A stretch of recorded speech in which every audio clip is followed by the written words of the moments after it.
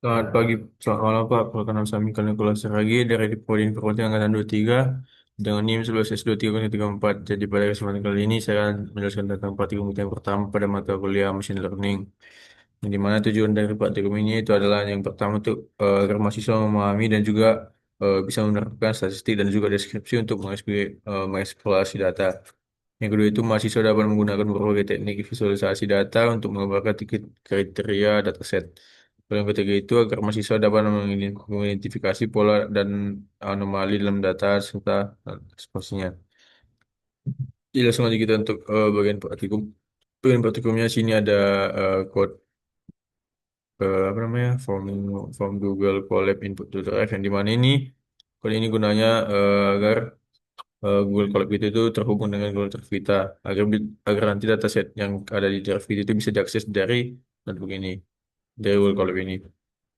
Nah ini untuk mengimport library yang dibutuhkan eh ya lalu membuat dataset dari iris URL menampilkan 5 data permanen yang ini 120.145 ini.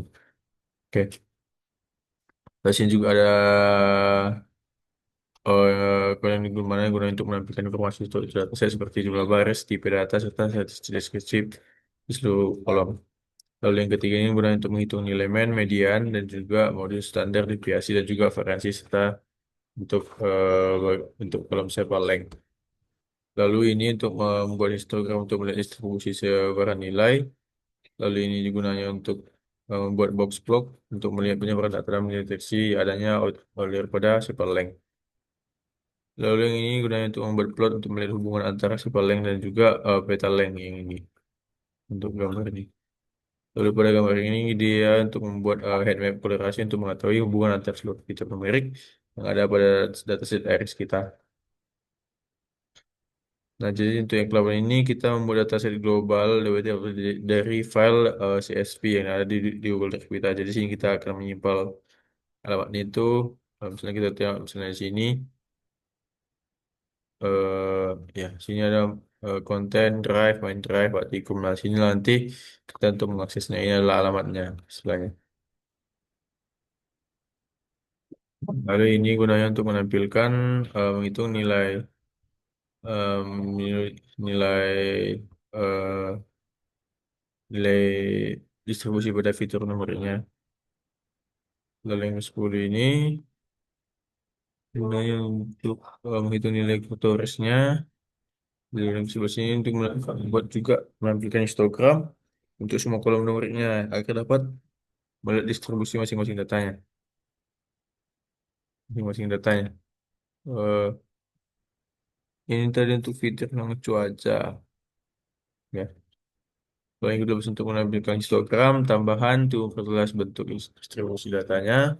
Yang ini code-nya untuk menampilkan statistik deskripsi, buat box plot, juga indeksnya, buat bar chart, dan lain-lain.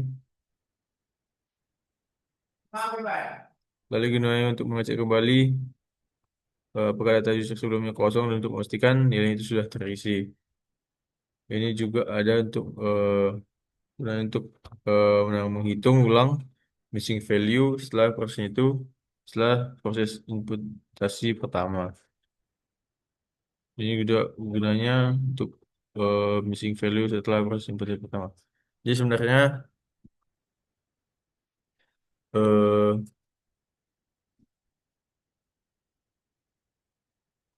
jadi sebenarnya praktikum ini itu adalah dasar bagaimana kita cara memahami, menganalisis dan juga memvisualisasikan serta membersihkan data sebelum datanya itu digunakan untuk machine learning dan juga analisis lanjutannya.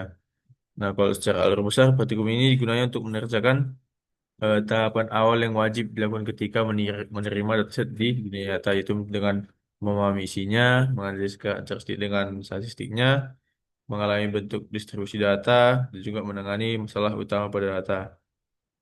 Nanti juga ada membersihkan datanya hingga siap untuk dipakai. Jadi intinya dari praktikum ini adalah kita diajarkan untuk proses eksplorasi data analis dan juga data processing, yaitu langkah penting sebelum nanti kita membuat model machine learning. Nah, kalau misalnya di praktik nyata, data itu nggak pernah langsung bersih dan ada juga dan harus memang dianalisis. Dan tugas pertama seseorang data analis itu adalah untuk membersihkan data-data dan juga memahami datanya terlebih dahulu, seperti yang dilakukan pada praktikum ini. Jadi mungkin demikian presentasi untuk praktikum kita kali ini. Hanya itu bisa saya sampaikan. Terima kasih.